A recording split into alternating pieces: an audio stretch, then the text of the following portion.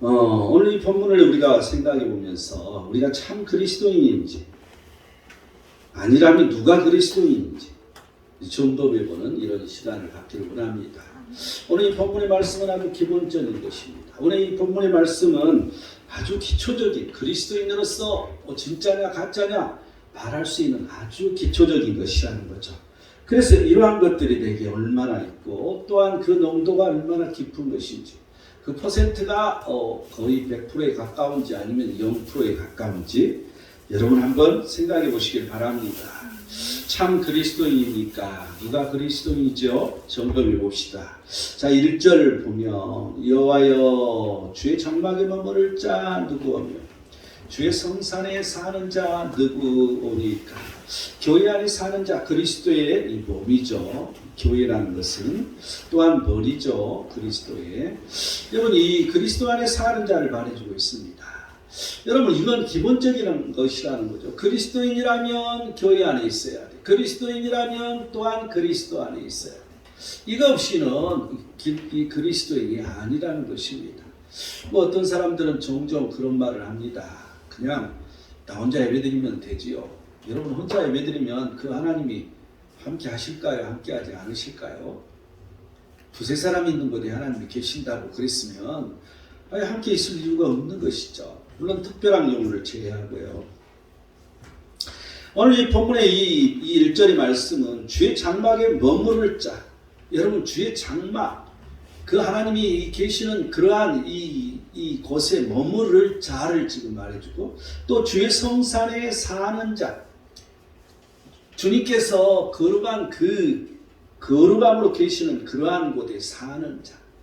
여러분 쉽게 말하면 내가 완전하니 너희들도 안전하고 내가 거룩하니 너희도 거룩하라. 여러분 교회 안에서만 있는 게 되는 것이 아니라 교회 안에 머무른다고 되는 게 아니라 이 머무른다는 이 뜻은 그냥 한번 딱 잠깐 잠시 와서 앉아있다 가는 그게 아니라 계속해서 머물러 있는 걸 말해주고 있어요. 그래서 평생 이 교회 안에 머무른 걸 말하는 것이죠. 그런데 우리가 거룩함으로 그 하나님의 뜻을 가지고 하나님을 닮아가는 삶을 사는 이런 사람이 이게 그리스도인이라는 것입니다. 이것은 기본적인 기초라는 거죠. 우리는 왜 성산에 살아야 되는 것인가? 시편 92편 13절을 보면 이런 여호와의 집에 심겨졌음이며 여러분 우리는 하나님 집에 심겨져야 돼요. 내가 심어지는 것이 아니라 내 스스로 와서 이 교회에 심어지는 것이 아니라 하나님께서 나를 이곳에 심어놔야 되는 것이죠. 그런데 그 심어 놓는 것들이 그냥 이렇게 있는 것이 아니라 하나님께서 심겨 놓았을 때 우리는 그 하나님의 뜻을 행하는 걸 말하는 거죠. 여러분 항상 내가 있는 현재 이 교회가 우리의 사역지입니다. 내가 서 있는 이 교회가 우리가 예배하는 것뿐만 아니라 하나님 앞에 헌신할 곳이라는 것이죠. 여러분 이 개념을 우리는 늘 잘 살펴야 됩니다. 우리는 지금 이 한국 같은 경우는 많은 교회들이 있습니다. 지금 유럽은 교회들이 다 무너지고 교회 해봤자 잘해야 2사람, 3사람. 교회는 엄청 큰데 그리고 아주 멋있게 지어놨는데 2사람, 3사람밖에 없어요. 교회 안에. 그래서 교회와 교회, 2개 교회가 합해가지고 1개 교회 팔아먹고 그래서 이제 우리 합하자. 그래봤자 아부 5명. 여러분 이 목사를 초면할 수가 없어요. 목사 사례비를 줄 수가 없죠. 그 이론 가지고 교회 운영할 수도 없어. 교회 전기세, 물세 뭐 이런 거 따져보면 이건 감당이 안 되는 거예요. 그래서 이 목사님들이 잘해야 순회를 하는 거예요. 순회. 잘해야 한 개 교회에 오는 거죠. 한 달에 한 번. 여러분 한 달에 한 번 우리가 냉정하게 생각해 봅시다. 한 달에 한 번 보면 4개 교회를 간다는 거잖아요. 목사님이. 그러면 4개 교회를 가는데 교회마다 2사람, 3사람. 그러면 만원짜리 자꾸 5사람이라고 가정해봐. 그럼 4개 교회면 20명이야.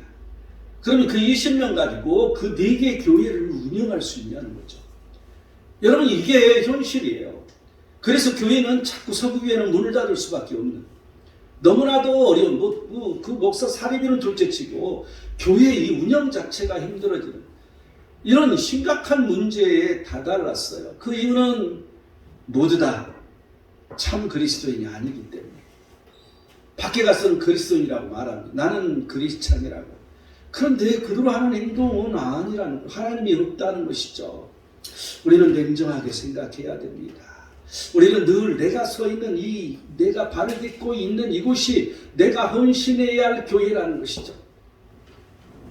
시편 3절 4편을 보면 그의 성산에서 응답하시다고 말합니다. 우리는 늘 이 교회 안에서 응답이 있다는 걸 알아야 됩니다. 시편 27편 4절을 보면 여호와의 집에 살면서 여호와의 아름다움을 바라보며, 여호와의 집에 살 때 그 하나님의 하시는 아름다움을 우리는 볼 수 있는 것이죠. 여러분, 이 아름다움은 선이잖아요. 하나님의 선한 행위는 뭐예요? 우리에게 구원을 주시고 우리에게 힘들고 어렵고 고통스러울 때, 부르짖을 때 응답을 주시고 우리와 함께 하시는 그 하나님, 이걸 우리는 볼 수 있다는 거죠. 교회에 살 때. 시편 61편 4절은 내가 영원히 주의 장막에 머물며 내가 주의 날개 아래로 피하리이다. 여러분, 피난처 대신 이 교회 그리스도, 우리는 그리스도가 피난처 되어야 된다는 거잖아요. 그래 나 혼자 잘나서 나 혼자 내 마음대로 왔다 갔다 이 교회 저 교회 이렇게 순례하는 사람들, 여러분 참 그리스도인이 아니지 않습니까? 하나님은 보시고 그 날개 아래 피하는 그러한 일에 있어서 멀어진다는 걸 알아야 됩니다. 시편 84편 4절을 보면 주의 집에 사는 자들은 복이 있나니 그들이 항상 주를 찬송하리. 주의 집에 사는 자들이 복이 있다는 거죠. 여러분, 이 교회에 접저 사는 사람이 복이 있다는 거예요. 우리는 복, 그러면 물질의 복만 생각하지만 물질의 복이 아니라 영적인 복인 것이죠. 영적인 복이 얼마나 중요한 것인지 오늘 이제 오후 예배 시간에 말씀을 우리 서로 나눌 것입니다. 이제 본론을 들어가겠습니다. 참 그리스도인이십니까? 누가 그리스도인입니까? 첫 번째 2절을 보면 정직하게 행하며 공의를 실천하며 그의 마음의 진실을 말하며, 첫 번째는 이제 우리가 점검해 보는 거니까요. 정직을 다스려라는 거죠. 정직을 다스리고 살고 있는가? 여러분 한번 생각해 보시기 바랍니다. 내가 하나님 앞에 정직한가? 아니면 내가 사람 앞에 정직한가? 여러분, 하나님 앞에 정직함을 잊어버리고 사람 앞에 정직하면 하나님 앞에 정직함을 잃어버립니다. 항상 먼저 하나님이 되어야 됩니다. 먼저 항상 하나님이 되어야 된다는 이 전제로 우리가 한번 보겠습니다. 이 정직하게 행하면 우리가 어떻게 되는 것인가? 오늘 이 2절은 공의를 실천한다고 말해주고 있습니다. 하나님 앞에 정직하면 그 하나님 말씀을 우리는 실천으로 옮기게 되는 거죠. 늘 우리가, 여러분 예를 들어 사업을 한다고 생각해 봅시다. 그러면 하나님 앞에 정직한 자들은 말씀을 뒤져보게 돼 있어. 내가 어떻게 살아야 되는가? 내가 이 사업을 시작하는데 내가 어떤 행동을 해야 할 것인가? 그러지 않으면 자기는 죽는 목숨인 거죠. 여러분 잘 알아야 돼요. 우리가 무언가를 하고자 할 때 모든 것을 하나님 앞에 거느냐 거리지 않느냐, 여기에서 내가 죽느냐 사느냐가 결정됩니다. 물론 내가 머리를 잘 짜내서 인간적인 지혜로 금방 성공할 줄 모르지만 결국은 망한다는 것이죠. 여러분, 이 의미를 늘 우리는 잘 살펴야 됩니다. 이 공의를 우리가 실천하는 것, 그 다음에는 마음의 진실을 말한다고 말해주고 있습니다. 우리 마음이 늘 진실하게 되는 거죠. 참 여러분, 이 진실을 말한다는 게 쉽지 않습니다. 참 힘든 거예요. 예를 들어서 누가 다른 사람에 대해서 나에게 물어봤어. 근데 그 사람에게 비밀이 있어서 말해주면 안 돼. 그런데 진실해야 되니까, 거짓말 안 해야 되니까 물어보면 말해야 되잖아요. 맞아, 틀려? 이게 참 어려운 문제예요. 그래서 상황윤리라는 말을 해요. 상황에서, 그 상황에서 어떤 윤리가 써야 할 것인가. 이런 상황윤리, 성경에 나오지 않지만 그런 상황윤리를 말해요. 그런데 성경을 종합적으로 보면 그런 게 숨어 있어요. 들어 있어요. 그래서 그 상황에 따라서 저 사람한테 지금 내가 이런 말을 하면 해를 지금 끼친다 싶으면 말을 안 해야 맞는 것이죠, 사실은. 그런데요, 우리 믿음의 선진들은 정직했어요. 그래서 저쪽에서 지금 이 로마 군대가 지금 배를 타고 이쪽으로 오고 있어. 그래서 지금 그렇지 않게 도망가고 있는 거죠. 그런데 자기는 그 길을 가다가 만났어. 야, 그 사람들 어디 갔어? 거짓말을 해야 할 것인가? 참말을 해야 할 것인가? 여러분, 이게 우리 교회사에 나오는 일이에요. 거기에서 하나님 앞에 정직해야 할 것인가? 정직하지 않아야 할 것인가? 너무 어려운 문제죠. 오늘은 시간이 없으니까 그 얘기는 길게 못하고. 그러면 우리는 왜 정직해야 되는 것인가? 시편 84편 11절을 보면 정직하게 행하는 자에게 좋은 것을 아끼지 아니하신다고 말합니다. 항상 하나님 앞에 정직하게 행하는 자에게는 하나님께서 좋은 것을, 선한 것을 아끼지 않으신다는 것이죠. 또한 잠언 2장 7절 8절을 보면 정직한 자를 위하여 완전한 지혜를 예비하시며 행실이 온전한 자에게 방패가 된다고 말합니다.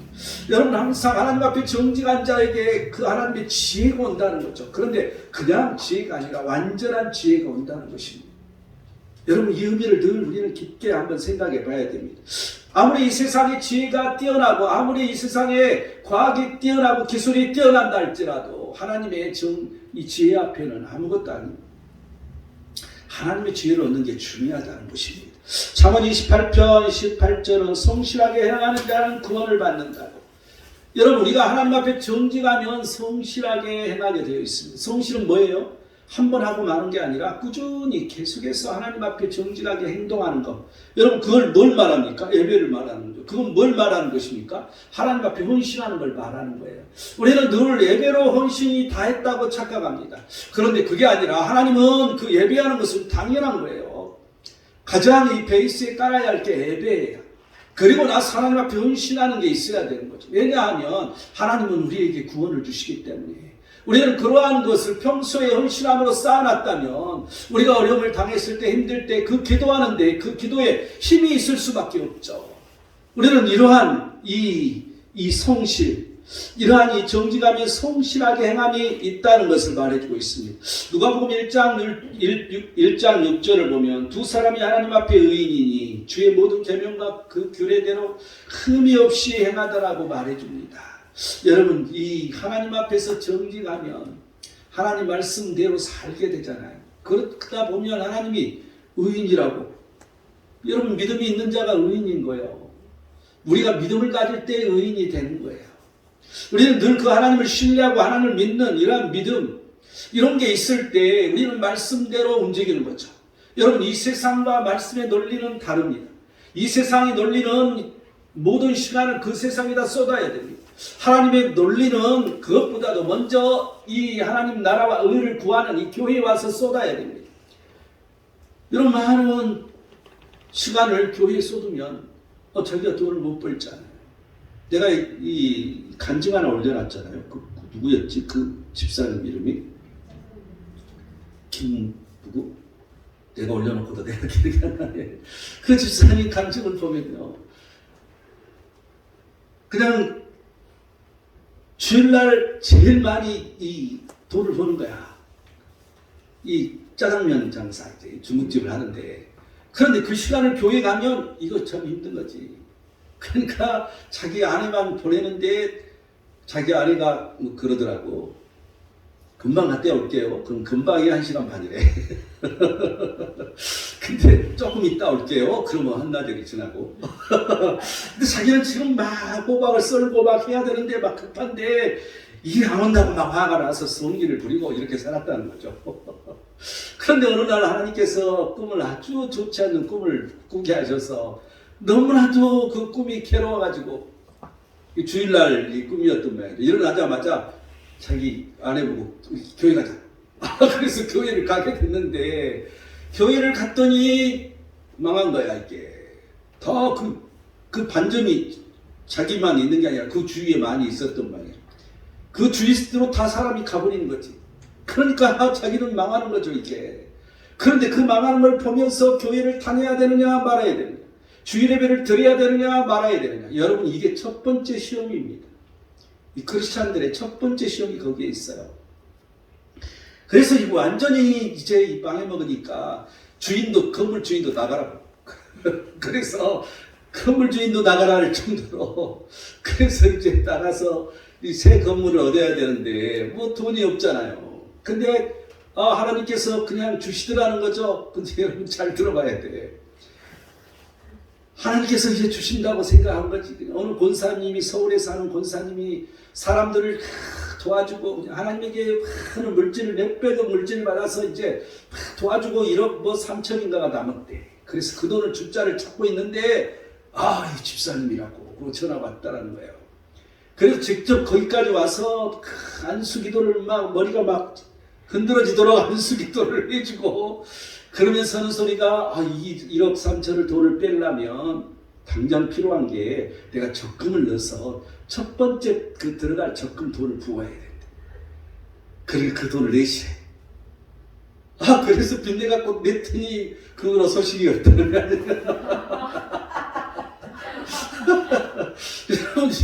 이 코가 깨지려면 넘어져도 코가 깨진다고. 이거 망하려고 보니까 그냥 이거 뭐 사기까지 당한 거야. 여러분 이거 무엇을 의미하죠? 물질을 보는 눈입니다. 이 물질에 정신이 달리고 물질의 눈만 어두워지니까 보이는 게 없어진 거죠. 그러니까 사기를 당할 수밖에 없죠. 자기 미혹에 자기가 빠진 게 우리가 생각할 때는 아니 그럴 수 있어. 그런데 그게 아니에요. 그 사람은 그냥 아직도 크리스찬이 안 됐다는 거죠. 온전한 크리스찬이 아니라 세상의 물질의 크리스찬이죠. 그래서 물질이 중요하니까 물질만 쳐다보고 있으니까 자꾸 망해가는 것만 보는 거지. 큰일 났네. 이거 내가 교회를 가야 돼 말아야 돼. 점점 망해가는데 그래도 끝까지 의리를 지켰다는 거. 그 사람은 그건 하나님의 의가 아니라 사람의 의죠. 그게. 그런데 뭐가 어쨌든 간에 완전히 다 이렇게 망해먹었는데 하나님은 그 후에 은혜를 주시고 많은 사람들을 오게 하시고 그래서 그분이 많은 물질이 막 이렇게 오니까 또 많은 걸 베풀어서 또 많은 은혜가 있다. 뒤에는 너무나 자기 자랑이 많아가지고 보지를 못하겠더라고. 근데 하여튼 뭐가 어쨌든 간에 우리는 늘 이 중요한 게 뭐냐는 것이죠.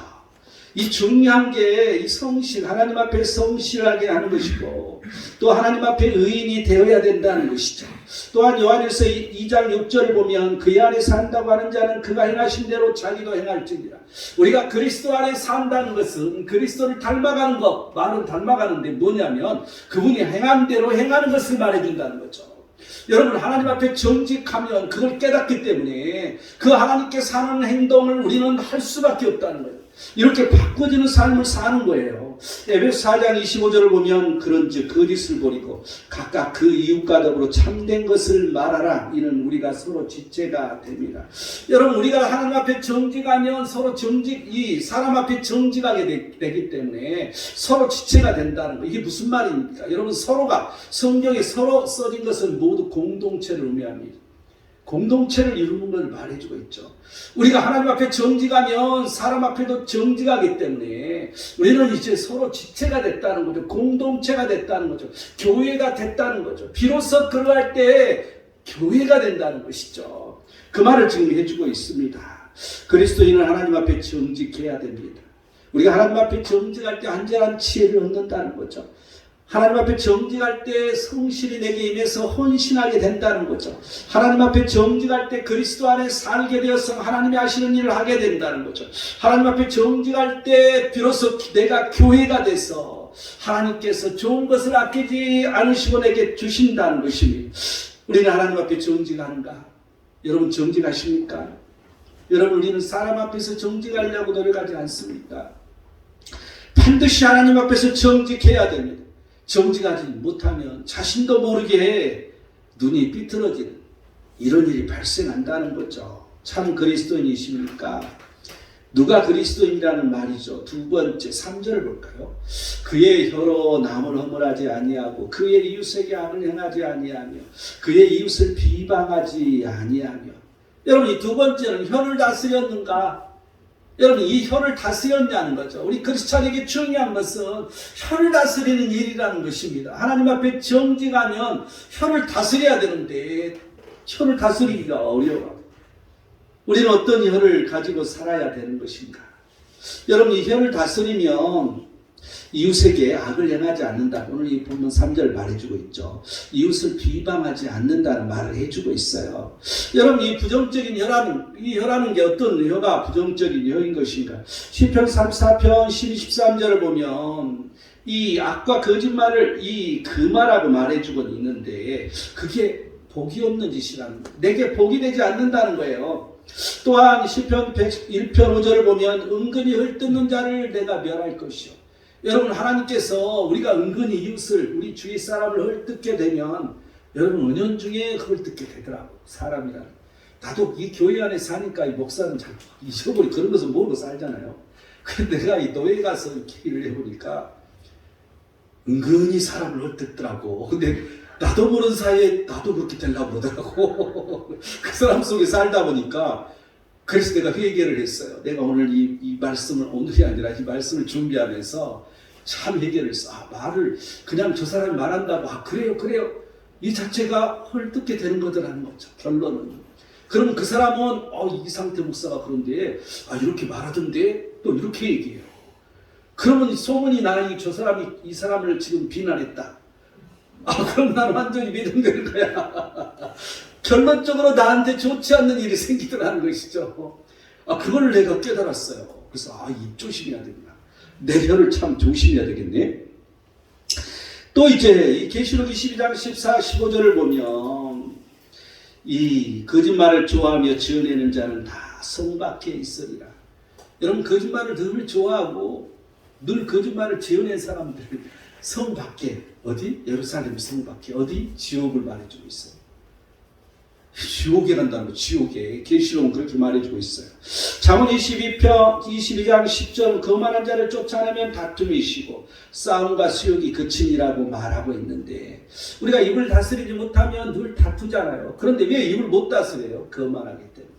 여러분 항상 내가 입을 다스리지 못하고 남의 허물을 드러내면 내가 높아졌구나 이렇게 생각을 해야 됩니다.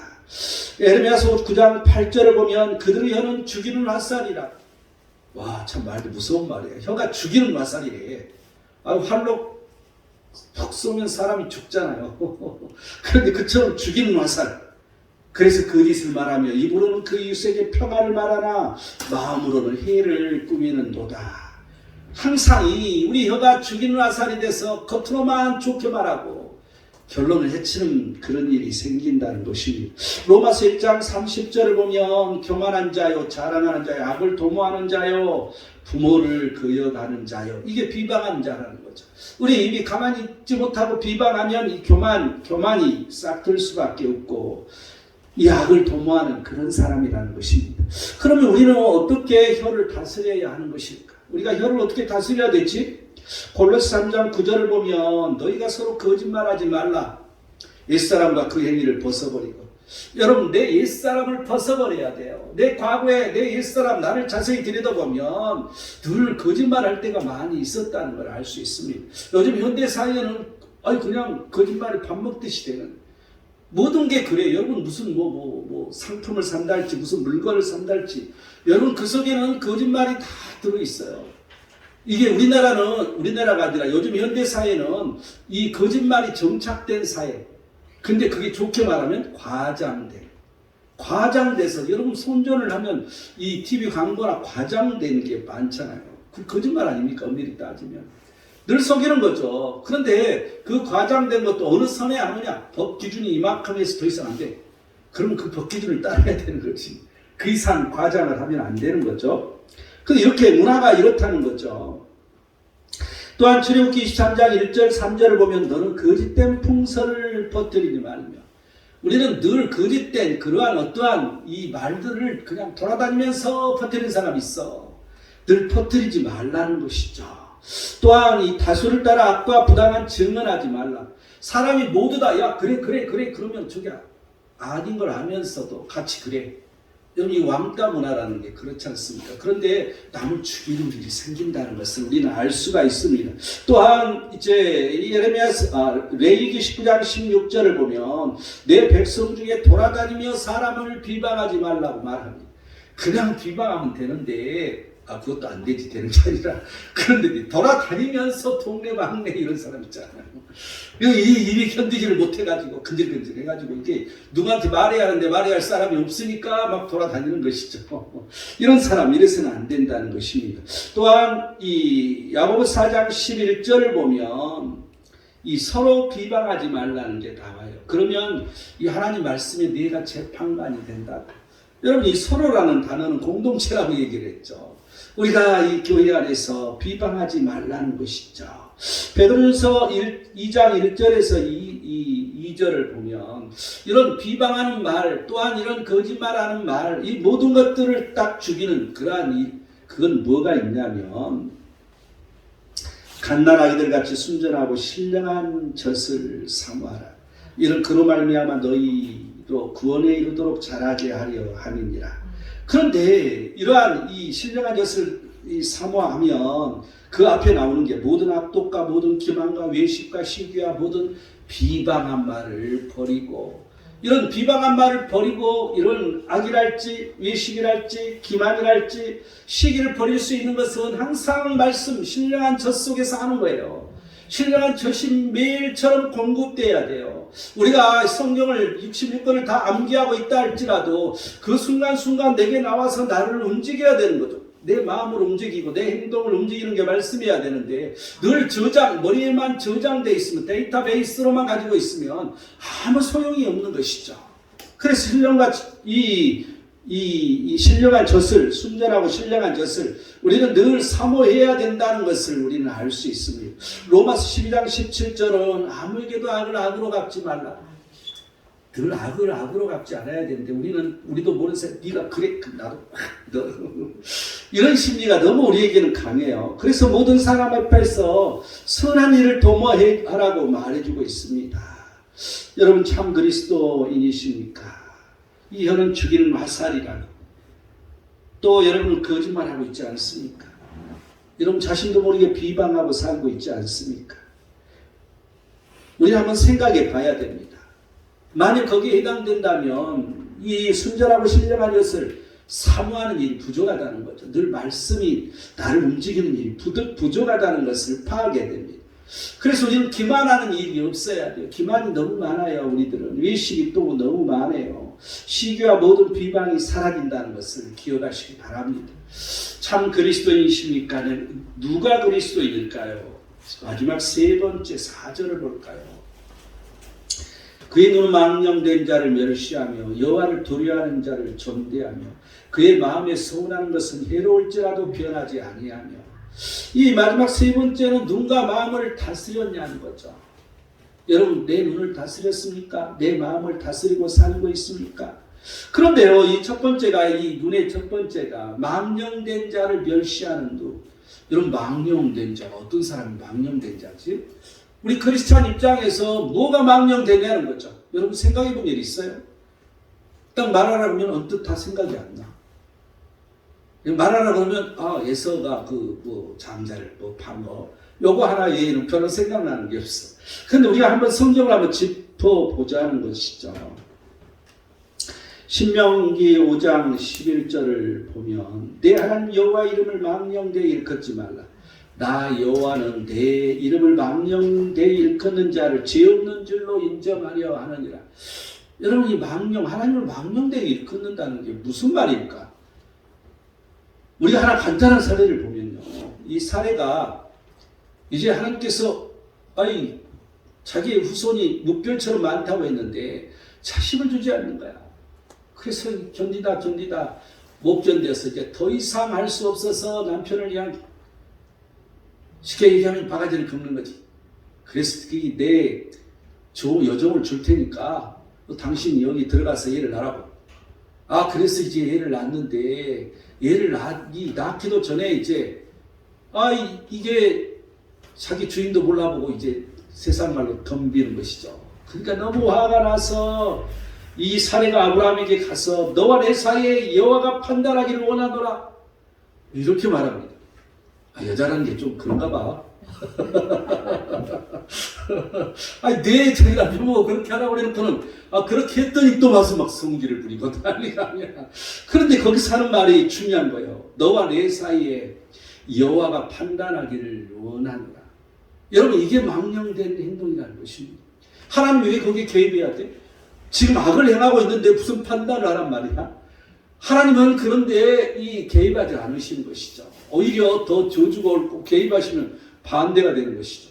이런 게 망령된 그런 말이라는 거예요. 우리는 하나님 이름을 함부로 쓰지 말라는 거죠. 악한 그런 데다가 그 하나님 이름을 써서는 안 된다는 거예요. 여러분 남을 저주하는데 하나님 이름으로 저주한다. 여러분 이게 정당하지 못하면 그 저주가 자기한테 오는 것이죠. 이게 망령이라는 거예요. 망령. 또 시편 106편 32절 33절을 보면 이게 무리바의 물 사건이 나와요. 그래서 이제 이 뭐라고 말하면 그들이 그의 뜻을 거야감으로 말미암아 모세가 그의 입술로 망령되이 말하였습니다. 모세가 여러분 이 사건 때문에 모세가 가나안 땅에 못 들어가잖아요. 근데 우리는 이 성경을 읽을 때마다 누가 잘못됐지? 좀 이해가 안 될 때가 많아. 그런데 뒷부분 성경들이 이렇게 말해주고 있어요. 모세가 그 입술로 망령되이 말하였다. 또 다른 성경을 보면 믿음의 행동을 하지 않았다. 망령된 말과 행동이 바르지 않았다는 걸 말해주고 있어요. 그러면 그때 당시가 민수기 20장 10절 11절에 한번 보면요. 이제 모세가 이제 반석 앞에 사람을 다 모았어. 그리고 모세가 말하는 거예요. 반역한 너희여 들으라. 우리가 너희를 위하여 이 반석에 물을 내랴. 이렇게 말을 했어. 가만히 생각해 보니까 반역한 너희여 들으라. 이 괘씸한 놈들 네가 나한테 이렇게 덤벼? 쉽게 말하면 그 말이잖아요. 우리가 너희를 위하여서 이 반석에 물을 내랴? 쉽게 말하면 야, 네 같은 애들한테 내가 진짜 이 물을 내야 돼? 이 말이잖아요. 여러분 이 하나님께서 말씀하시는 그 말에 순종하지 아니하고 그런 분노의 말을 퍼붓는 걸 말해주고 있어요. 어떻게 말하면 저주의 말을 퍼붓고 있는 거죠. 여러분 이게 망령된 말이라는 거죠. 하나님께서 말씀하신 것을 이걸 뒤집어서 엉뚱하게 말하는 거. 여러분 이게 우리 삶에 있어서 하나님과 관련된 거에 대해서 함부로 말하는 것은 참 조심해야 되겠다 하는 게 생각나게 해요. 그런데 또 이제 이 모세가 화가 나서 그냥 2번을 치잖아요. 그래서 하나님은 그냥 치라고 했는데 2번 쳐서 그래서 그랬는갑다 이런 생각이 들어요.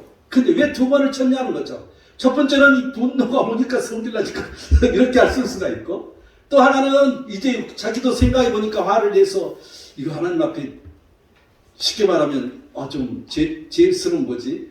그러니까 이거 하나님이 안 주시면 어떠지? 그래서 한 번 치면 안 될까봐 2번 쳤을 수도 있고, 우리가 이거 정확히는 모르지만 그 상황을 볼 때 이러한 것들이 망령된 말이고 행동이라고 지금 말해주고 있어요. 그래서 우리가 하나님에 대해서 함부로 말해도 안 되는 거구나. 또 하나님께서 이 명하신 일에 대해서 함부로 행동해서도 안 된다는 것을 우리는 알 수 있습니다. 또한 이 사무엘상 13장 13절을 보면 이제 사무엘이 이 사울에게 이런 말을 합니다. 왕이 망령되이 행하였도다. 왕의 하나님 여호와께서 왕에게 내리신 명령을 지키지 아니하셨도다.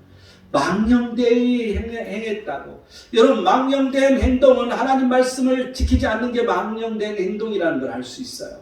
결국 이 사울은 그 왕권을 거둬가 버리시는 거죠. 하나님께서 말씀하신 대로 행하지 아니함으로.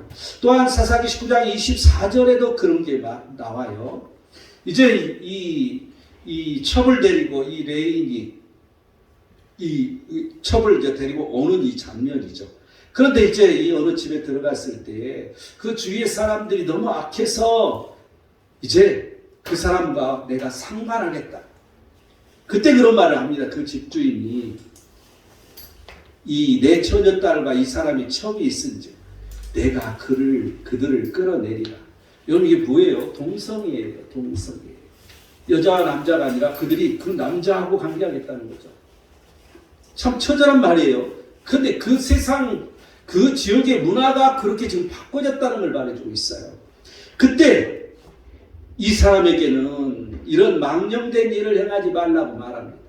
이런 망령된 행동이라는 것은 그 하나님의 그 창조 질서를 어긋낸 게 망령된 행동이고 망령된 일이라고 우리는 생각할 수가 있습니다. 역대하 16장 7절에서 9절을 보면 선견자 하나냐가 이제 하는 말이에요. 왕이 아람 왕을 의지하고 왕이 하나님 여호와를 의지하지 아니하였으므로 아람 왕의 군대가 왕의 손에서 벗어난다이다. 이제 아람 왕 군대가 쳐들어왔어요. 그런데 이제 이 아사 왕이 하나님을 의지하지 아니하고 하나님 앞에 기도하지 아니하고 그냥 아람 왕이 화친하는 거죠. 쉽게 말해서. 쉽게 말하면 이 선견자 하나님의 말은 하나님이 내 손에 그 아람 왕을 붙였을 텐데 전쟁에 이기게 해줬을 텐데 너는 그러지 못했다. 지금 그런 말을 해주고 있어요. 그래서 그 뒤에 이제 이 일은 왕이 망령되이 행하였은즉 이후로부터 왕에게 전쟁이 있으리라. 여러분 하나님을 의지하지 않고 사람을 의지하면 이게 바로 망령된 행동이라는 걸 알 수가 있어요. 그래서 우리는 무슨 일이든지 무슨 어떠한 일이 발생했든지 먼저 하나님을 의지해야 된다는 거죠. 먼저 그 하나님 앞에 무릎을 꿇어야 된다는 거죠. 이게 있을 때 모든 것들이 그 하나님을 통해서 이루는, 그러지 않는 것은 망령된 행동이라는 거야. 우리는 이걸 이 원리들을 잘 봐야 돼요. 잠언 21편 24절을 보면 무리하고 교만한 자를 이름하여 망령된 자라 말하고, 무리한 사람들 있잖아. 예의도 없고 그냥 함부로 행동하고, 또한 교만한 자. 여러분, 이런 사람이 망령된 자라는 거죠. 여러분, 그래서 우리는 늘 그 무리한 행동, 이 교만한 이런 행동을 절대 해서는 안 됩니다. 히브리서 12장 16절을 보면 이제 이 장자 명분을 파내서 그를 망령된 자라고 말해주고 있잖아요. 여러분, 이 하나님의 질서를 어긋내는 것을, 어지럽히는 걸 말해주고 있죠. 에레미야서 23장 36절은 각 사람의 말이 자기에게 중벌이 되나니 여호와의 엄중한 말씀이라 말하지 말라. 이제 각 사람마다 하나님 말씀을 자기 마음대로 해석해가지고 그 말을 지금 자기 마음대로 사용하는 걸 말해주고 있어요. 그래서 우리 하나님의 말씀을 망령되이 사용함으로, 여러분, 이것은 우리가 하나님 말씀을 어긋내는 말을 사용해서는 안 된다는 거죠. 항상 하나님 말씀이 선포되는데 그 말씀을 자기 마음대로 해석해서 자기 마음대로 이렇게 말하고 다니면, 여러분, 이게 망령된 그러한 말이라는 걸 알 수가 있습니다. 그 다음에는 하나님을 두려워하는 자를 존대하는 눈이라고 그랬잖아요. 그래서 하나님을, 쉽게 말하면 하나님을 두려워해라는 거죠. 내 자신에게 해당되는 것을. 여러분이 하나님을 두려워하는 사람은 이 성경에 이렇게 보면 누구였는가 한번 살펴보면요. 출애굽기 1장 17절을 보면 이 산파들이 하나님을 두려워하여 애굽 왕의 명령을 어겼다. 이들을 다 2살 이하라고 그랬나요? 다 죽이라고 그랬잖아요. 그런데 이 산파들은 하나님을 두려웠기 때문에 행하지 않았다는 거죠. 근데 자기들이 죽을 수도 있었던 그런 위험을 감수한 거죠. 출애굽기 3장 6절 보면 모세가 하나님을 배웠기를 두려워하여 얼굴을 가리며, 이 모세는 하나님을 늘 이렇게 만나는 사람이었지만 하나님을 두려워했다고 말해주고 있어요. 그래서 그 하나님을 두려워해서 감히 하나님을 볼 수 없어서 가렸다는 거죠. 우리는 이런 신앙을 가져야 돼요. 출애굽기 9장 20절을 보면 이제 10재앙 중에서 우박재앙이 내리기 전이었죠. 그래서 이제 우박이 내린다. 이 하나님 말씀이 그렇다. 그랬는데 이 바로의 신하들 중에서는 그 하나님을 두려워해서, 여호와를 두려워해서 그 말을 믿고 다 집으로 다 이 우박재앙이 내릴 걸 대비해서 그 사람들은 우박재앙을 안 당한 거죠. 우리는 늘 그 하나님의 말씀을 하나라도 허틀게 받아서는 안 돼요. 여러분, 우리가 항상 선포된 말씀이 내게 필이 꽂혔다, 내게 은혜가 왔다, 이런 말을 허틀게 들어서는 안 됩니다. 또한 주의 종이 늘 기도할 때 사람마다, 여러분 기도할 때 내가 기도하는 게 아니라 성령 안에서 기도하기 때문에 기도가 애언이 되는 경우가 많이 있어요. 나도 기도해놓고 그래 예언인데 나 속으로 이런 생각을 할 때가 많아요. 또 나도 그냥 이렇게 기도하다가 뭐가 보인다 할지 그러면 그냥 말해주는 것 뿐이거든요. 나는 막 깊이 있게 말 안 해요. 있는 대로만 말하고 말이지. 그럼 나중에 또 그런 일이 실제 일어나서 또 그랬다고 이렇게 얘기하는 경우도 있고, 여러분, 그래서 이렇게 기도를 할지, 기도를 받을 때랄지, 또한 우리가 이 하나님 말씀을 받을 때랄지, 이러할 때 그러한 것을 허틀게 받아서는 안 된다는 거야. 마음에 새기고 그 말씀대로 우리는 움직임이 있어야 돼요. 오늘 이 선포된 말씀도 모두 다 여러분 아멘으로 내 마음속에 오는 게 있어요. 자기한테. 그 많은 말씀 중에서도 뭔가 확 오는 것들이 있어요. 그럼 그걸 행해야 돼요. 이 역대상 3장 12절을 보면 다윗이 하나님을 두려워하여 이제 이 하나님의 이 법궤를 실어 오려고 할 때 그 웃사가 그 하나님 법궤를 만져서 죽임을 당하잖아요. 그래서 그 하나님을 두려워하죠. 여러분, 이 다윗이 하나님을 두려워함으로 말미암아 그는 성전을 준비하는 일을 하게 되는 것을 우리는 알 수 있습니다. 시편 31편 19절을 보면 주를 두려워하는 자를 위하여 쌓아두신 은혜. 여러분, 하나님을 두려워하는 그 자에게 쌓아두시는 은혜가 있다는 거예요. 여러분, 얼마나 좋은 말이에요. 얼마나 은혜로운 말이에요. 그거 아니에요? 저렇게 아멘을 해야지. 그게 같이 왜 아멘을 안 하는 사람은 누구야 이거. 정신들 차리고 아멘해.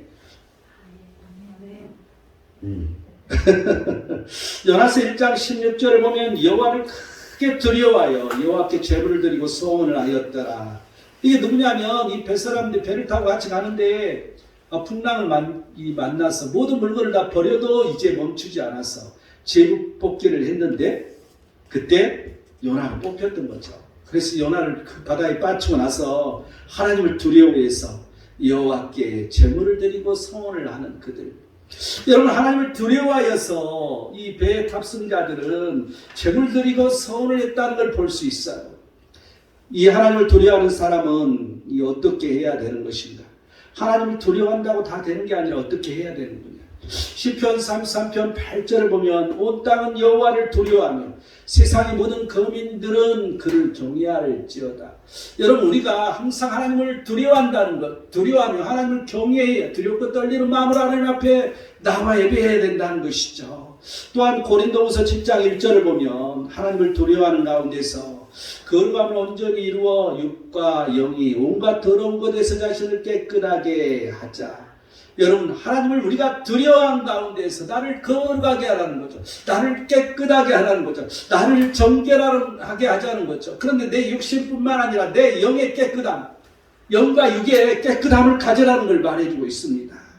이 하나님을 두려워하여 존대받을 사람들이 이 요사바도 왕과 같은 사람들, 그리고 시편 16편 3절을 보면 땅에 있는 성도들은 존귀한 자들이니. 여러분, 이 성도들이 존귀한 자라는 거죠. 땅에 있는. 그런데 우리가 성도들이냐는 거예요. 성은 거룩한 성, 거룩한 사람을 말해주고 있잖아요. 진짜 참 그리스찬, 참 그리스도인을 말해주고 있잖아요. 이런 사람들은 존귀하게, 우리는 존귀한 자로 대우할 수 있다는 거죠. 그리고 이 세 번째, 성원을 해로울지라도 행하는 그런 마음을 가져야 된다. 하나님께 약속한 것은 다 지키라는 거야. 그런데 내가 언제 약속했는데요? 여러분, 돌이켜보세요. 많이 있어요. 진짜 많이 있어요. 여러분, 우리가 하나 간단한 예로, 하나님, 내가 다음 주부터는 교회 열심히 예배에 안 빠지겠습니다. 여러분, 이렇게 말하는 사람 많이 있어요. 교회 한 번 빠져가지고. 그랬는데 또 빠져. 그럼 약속 안 지킨 거잖아. 이런 얘기 하다 이게 하나님의 그 약속을 지키지 않는 거예요. 하나님, 내가 기도를 열심히 하겠습니다. 그래놓고 기도도 안 해. 이번 40일 작전 기도 내가 끝까지 하겠습니다. 그래놓고 그냥 이빨이 드드드드 빠지듯이 빠져버렸어. 여러분, 그게 우리는 이렇게 웃기게 듣지만 하나님 앞에 약속을 안 지킨 거예요. 우리는 이 의미를 잘 생각해 봐야 됩니다. 결론을 맺겠습니다. 참 그리스도인입니까? 누가 그리스도인일까요? 정직을 다스려라고 하나님 앞에 정직한 자, 또 혀를 다스려라고 거짓말을 멀리하고 신령한 것을 사모하면 기만이나 외식이나 시기나 비방이 멀리 떠나간다는 거죠. 또 눈과 마음을 다스리라고, 망령된 말과 행동을 하지 말라고, 하나님을 두려워하지 말라. 우리가 결론적으로 보면 5절을 볼까요? 이자를 받으려고 돈을 구워주지 아니하며 뇌물을 받고 무죄한 자를 해하지 아니하는 자이니 이런 일을 행하는 자는 영원히 흔들리지 아니하리라. 여러분, 5절을 보면 무슨 돈 빌려준 게 이게 중요한 게 아니야. 해를 끼치느냐 해를 끼치지 않느냐. 남들에게 해를 끼치지 않는 사람이 참 그리스도인이라는 것이니, 그래서 그러한 사람들은 영원히 흔들리지 않는다는 것이죠. 우리는 늘 가장 그 기본적 기초에 놓아져 있는 게 해를 끼치느냐 해를 끼치지 않느냐, 이걸 놓고 우리는 늘 판단하는 그러한 일로 참 그리스도인이 되시기를 축원드립니다.